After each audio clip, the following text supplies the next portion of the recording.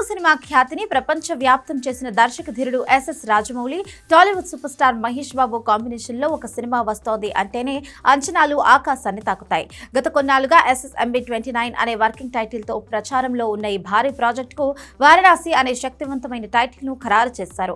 ఈ చిత్రం కేవలం ఒక ప్రాంతానికో లేదా ఒక భాషకు పరిమితం కాకుండా అత్యున్నత సాంకేతిక విలువలతో బహుభాషా చిత్రంగా వస్తోంది. కేఎల్ నారాయణమూర్తి, SS కార్తికేయ సంయుక్తంగా ఈ భారీ బడ్జెట్ చిత్రాన్ని నిర్మిస్తున్నారు.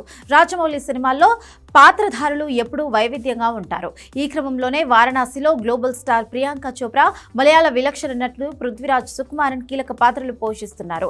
ఈ కలయిక సినిమాపై ఉన్న క్రేజ్ ను రెట్టింపు చేస్తోంది. గత కొన్ని రోజులుగా ఈ సినిమా షూటింగ్ హైదరాబాద్ లో శరవేగంగా జరుగుతోంది.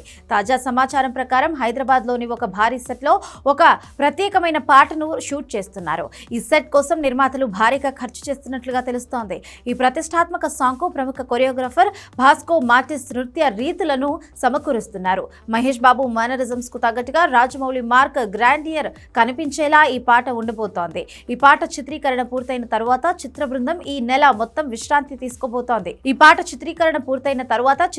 మే నెల మొత్తం విశ్రాంతి తీసుకోబోతోంది. తిరిగి జూన్ నెలలో తదుపరి భారీ షెడ్యూల్ ను ప్రారంభించబోతోంది.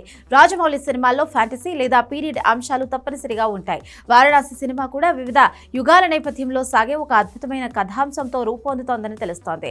కాలంతో సంబంధం లేకుండా సాగే ఈ సాహస యాత్రలో మహేష్ బాబు పాత్రలు అత్యంత కీలకం కాబోతున్నాయి. ఈ సినిమాలో మహేష్ బాబు రెండు విభిన్నమైన గెటప్స్ లో కనిపించబోతున్నారని తెలుస్తోంది.